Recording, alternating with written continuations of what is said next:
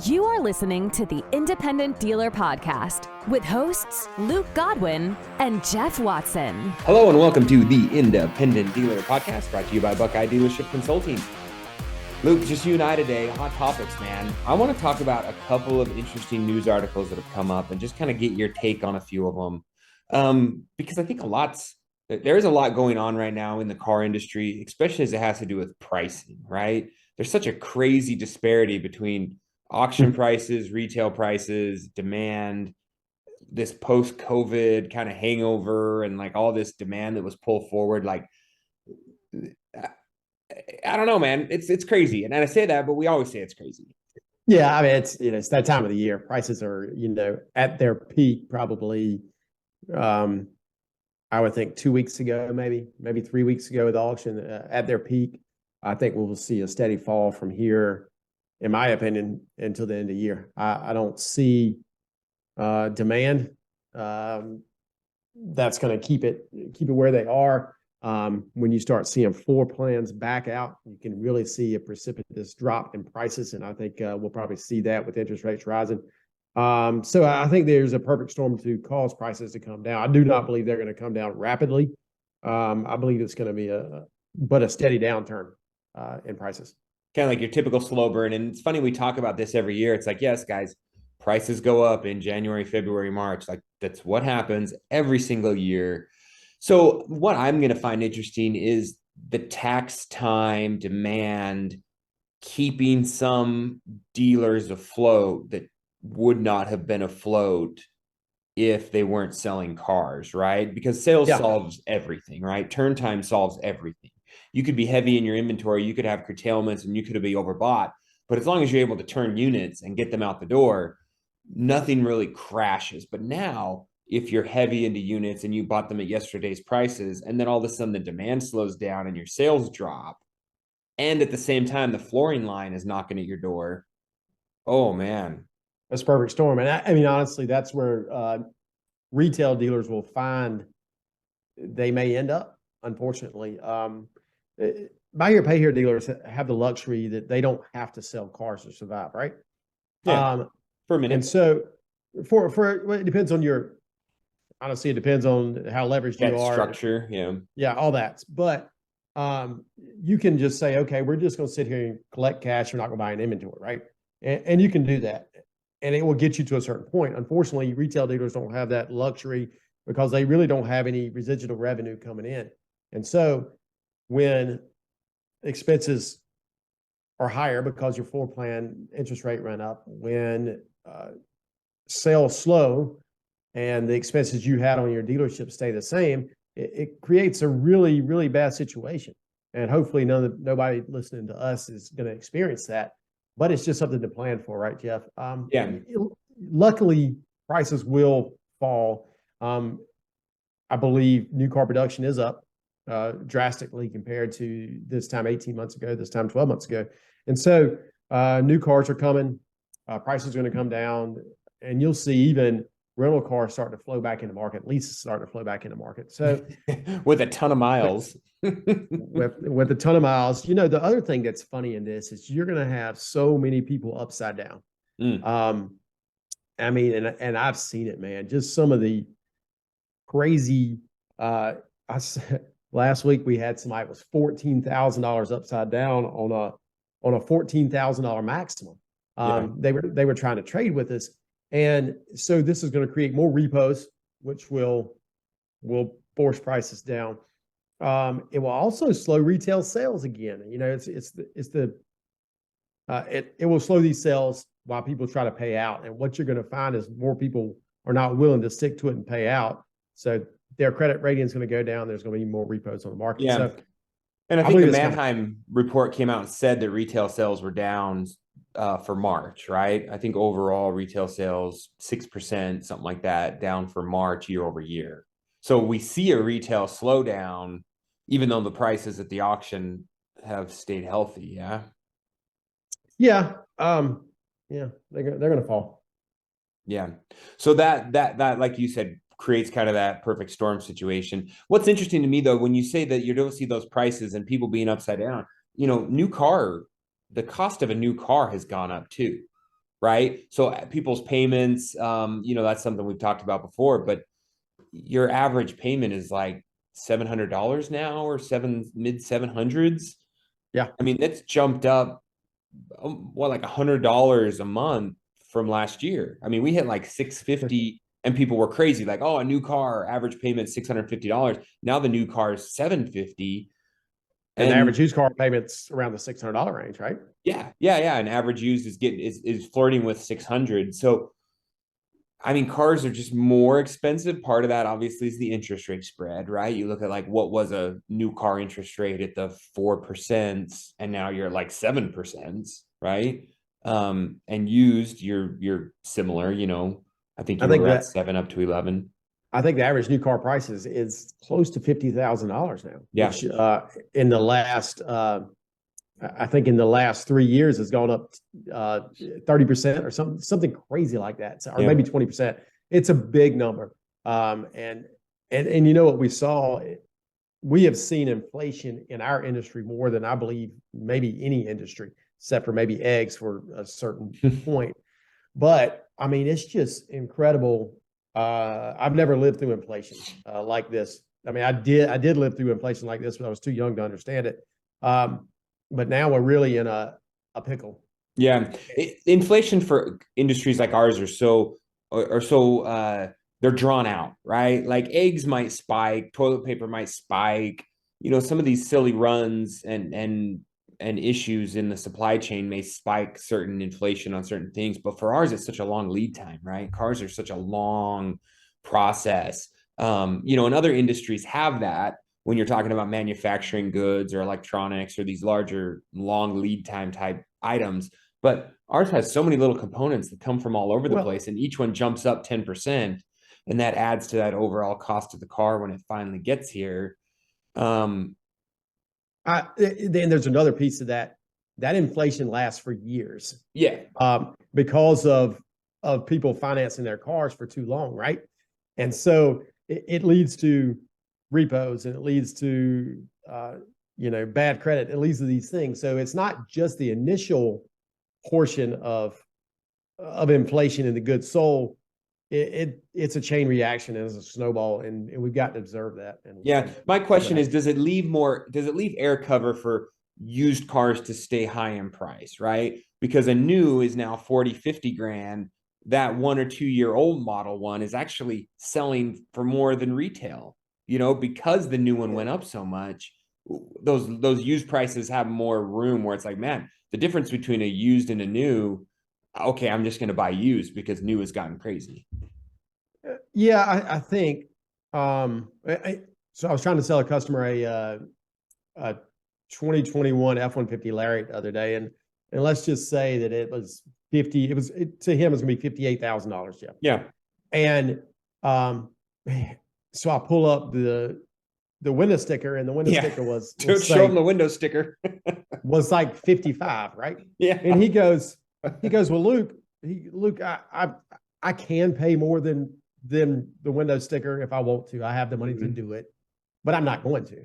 Yeah. I said, well, if you want one, you're going to have to. Yeah. And he said, well, how much is a new one? And me, like a dummy, I didn't know. So I call up my buddy who's a new Ford dealer. I said, hey, what's the new sticker on this? He said, it's $76,000.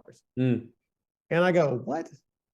And it's, lightly, it was $76,000. So the difference in a 2021 sticker price and a 2023 sticker price, it's $20,000 more dollars. Yeah. So then once I reported back that this one was 58, he was a lot happier about that, right? Yeah, exactly. And that's to my point. You gotta, you're paying more for this car than the person who bought it new paid for it. But, and again, that was MSRP. There's no guarantee that thing went for MSRP back in 2021 either. So again, not accurate information. So Luke, obviously guys, hopefully you listen to this in a timely manner. We are at the mid of April. We've got Buy Here, Pay Here United coming up in just a couple weeks. So if you haven't already signed up for Buy Here, Pay Here United in Las Vegas, you've got to jump on it today, right now. Get on your computer, book a hotel, book flights, get there. I mean, we're like 20 days away. So there's probably a flight or two left that can get you to Vegas. You can get to Vegas from from the middle of the country, anywhere from Iowa, probably. I don't know. But let's get there. I think they extended the hotel block just a little bit. It may still be in there. It's still pretty inexpensive. Come to the Bellagio, see all the great dealers helping us try to get better. Jeff and I will be there. And Jeff, we got this little thing we want to do out there, and it's we want to interview some dealers, and we want to ask you about your daily routine, right? Yeah. And I think it will help other dealers figure out how to time management better.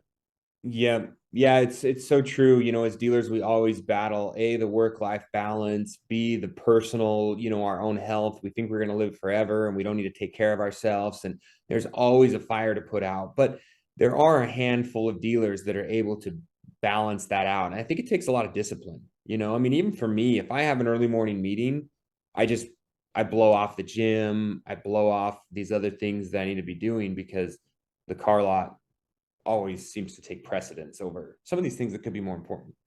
Yeah, I was reading a book the other day, and it's master mentor Scott Miller, who's been on the podcast before, and he had interviewed this guy, and essentially it was about block scheduling, right, and how to prepare your day so that you're most prepared for the day or most productive.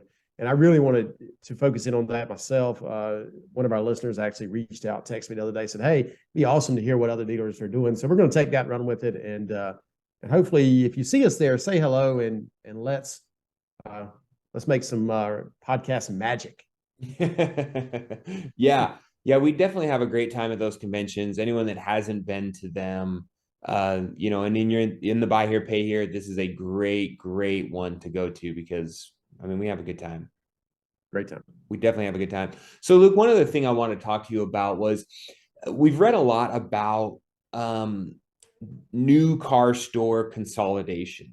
If you guys pay attention to the news, these dealer groups are being consolidated into a few big names, right? All these little regionals are getting bought up by the big, 10 or big 12 or whoever they are.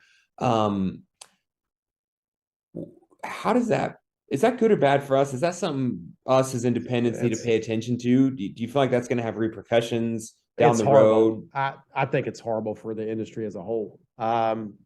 It limits competition to a handful of people who have public money or billions that can go to the auction and buy groups, whoever's backing them, whatever.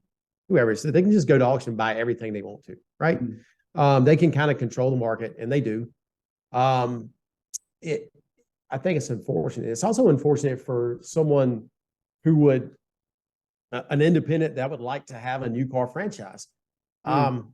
It's almost that's almost done now. I don't see how one individual can go and buy a franchise at this time in the market. Now, this may change. Suzuki, I don't know. I don't even know if Suzuki even makes a car anymore. And Mitsubishi. Mitsubishi, yeah, maybe. I don't know. I've tried to get in to try to get a Mitsubishi store, but it's a concerning thing. I think it limits. I'm all for capitalism, so nobody fuss at me.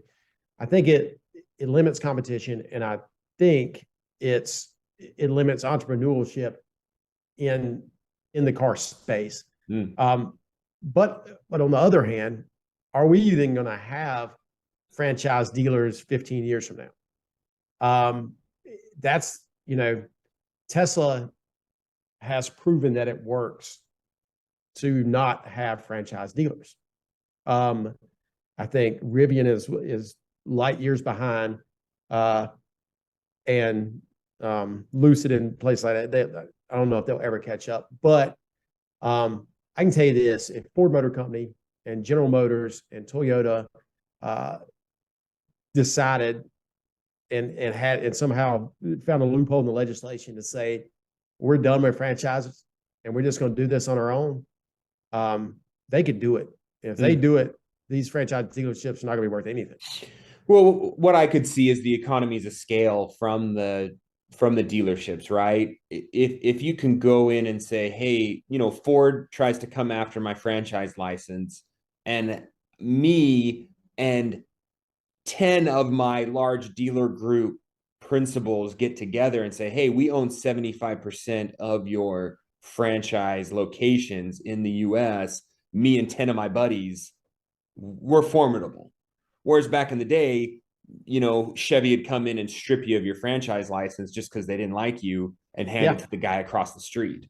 And it's like, well, I'm just a little mom and pop with the Chevy store that they just yanked and gave to the big guy. I can't do anything about it. But if you're a big guy and they try to go against, I don't know, Lithia or some of these big dealer groups, that's a fight.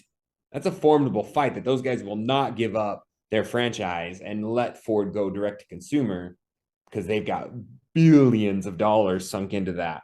Yeah, I mean, I think you will see though, maybe Ford and GM spin off a different company that sells electric vehicles. If they spin off an EV company, then I think they can go directly to consumer. And who knows? I think there's a lot of things going to happen in that new car space in the next 15 years. I don't know. I think it's bad for competition to let all these conglomerates, Berkshire, Lithia, the list goes on and on. At one point in my town, there were probably we're about 500,000 people. Mm-hmm. There were probably 20 different new car store owners. Okay, maybe that's probably about right. 20. I think there's 4. Yeah. Now maybe 4, and 2 of those are very large dealership groups. Yeah, that's what ours is. We went from 10 to 3, and the 3 own the majority, own all the name brands, and then maybe there's a dealer trying to open up some boutique, small name, whatever, Porsche or Bugatti or some Lotus or nonsense that won't survive here. But that's the way it's gone. Luke, I want to talk to you. I'm sure you got your taxes wrapped up. What has your reinsurance company done for your tax liability in 2022? And I know I'm kind of putting you on the spot there. Do you have any idea the kind of money that you saved or deferred or rerouted in taxes by putting money into your reinsurance company? Where our friends at Buckeye Dealership Consulting definitely are the people to go to get your reinsurance. Jeff has put me on the spot, so I'm filling in with this. Give me a guess. Give me just like a ballpark. Like, what do you think and I guess if you don't have to tell us a dollar amount, because then we're all going to, find out that you make millions a year and we'll be jealous. But from a percentage standpoint, maybe, you think it saves you 20% on your tax bill, 10%? Well, I'm going to look. Let's see. So while you look, I would just do the rough math and say, okay, if I was going to have a net income, of $1 million in my dealership at the end of the year, right? That's a whatever number. If I were putting away,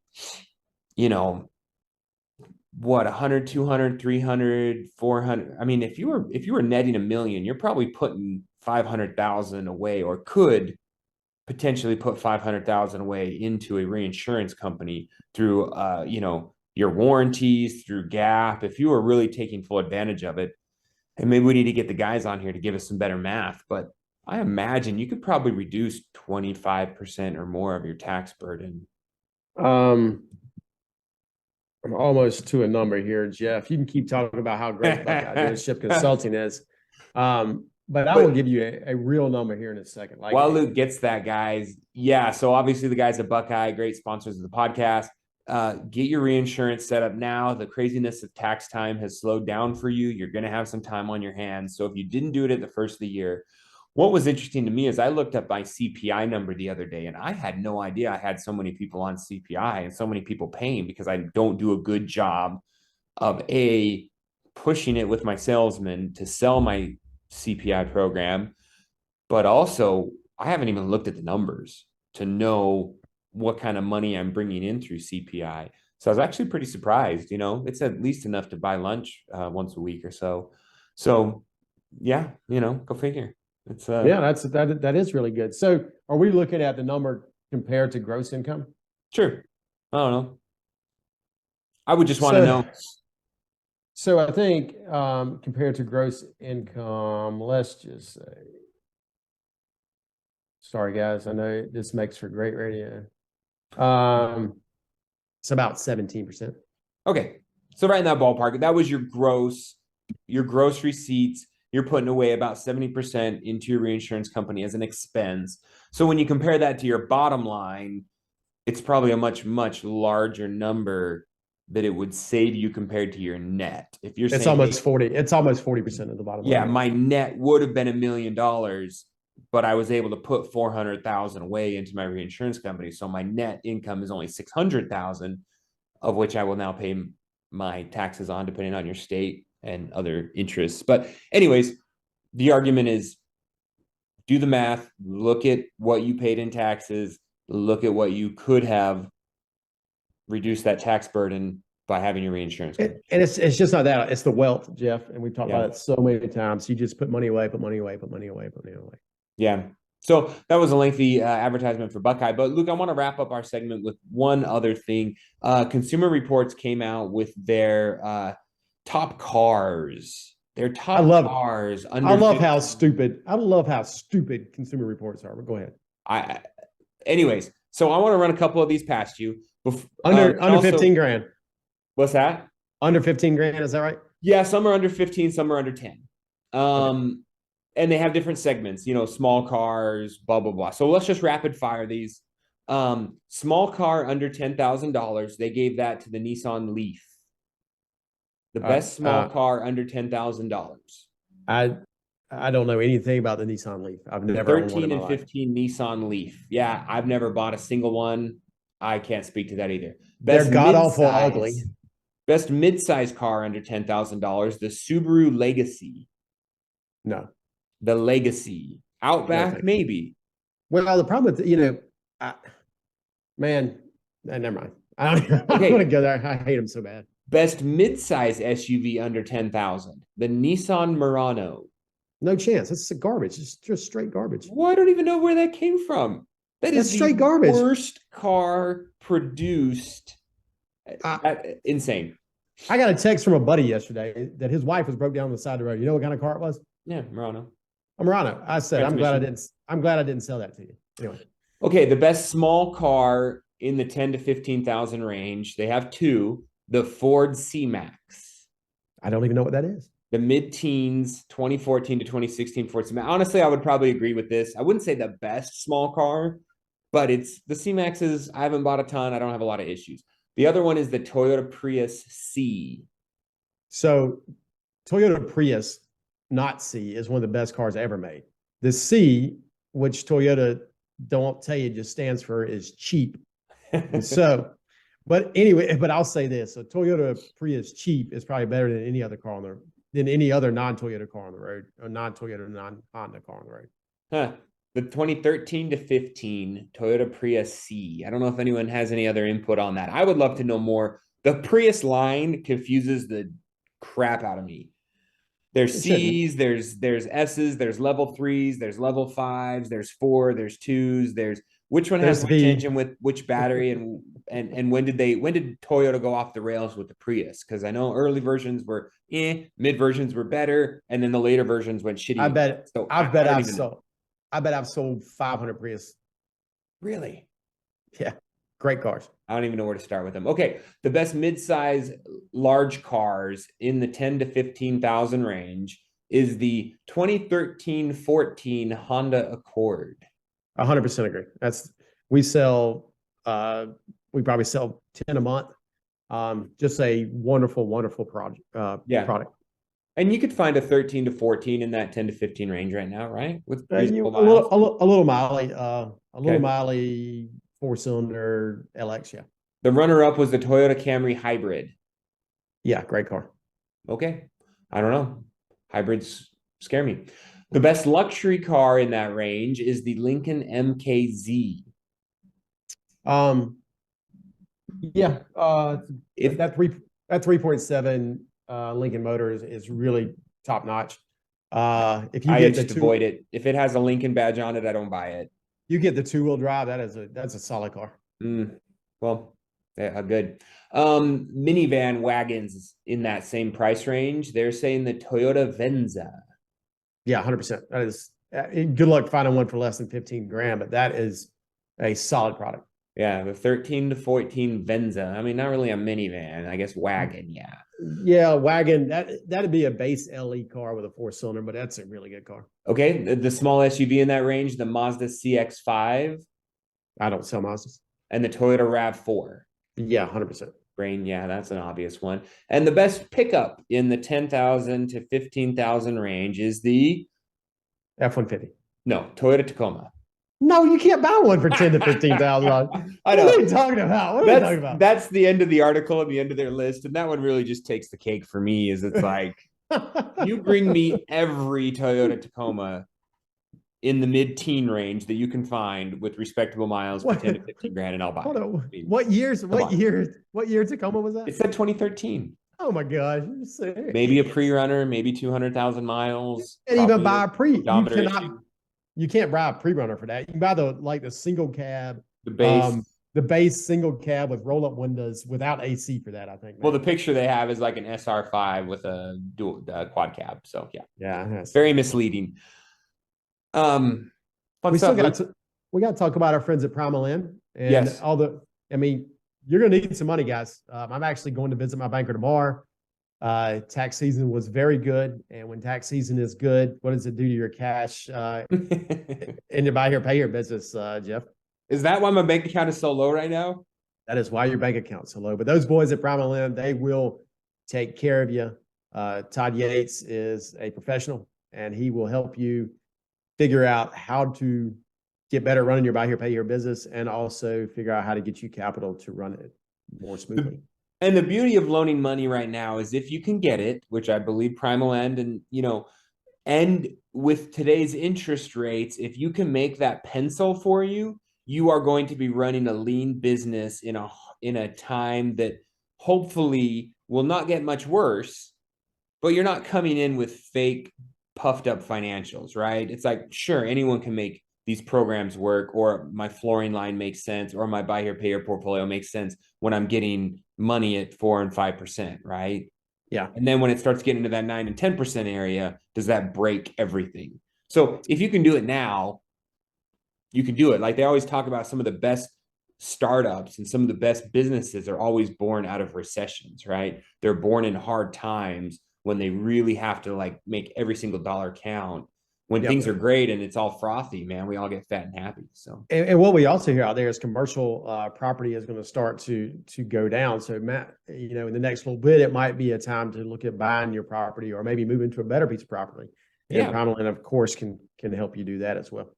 Or you could vulture in on that dealer down the street who's over leveraged and is sitting on too 100%. Much inventory, and then you swoop in and just pick the carcass. Sure. Awesome, Luke. Hey, this has been so much fun. Guys, we'll see you next week, and hopefully see you Buy Here, Pay Here United at the end of the month. Yep. Dealers helping dealers. Please leave us a review and subscribe. The Independent Dealer Podcast.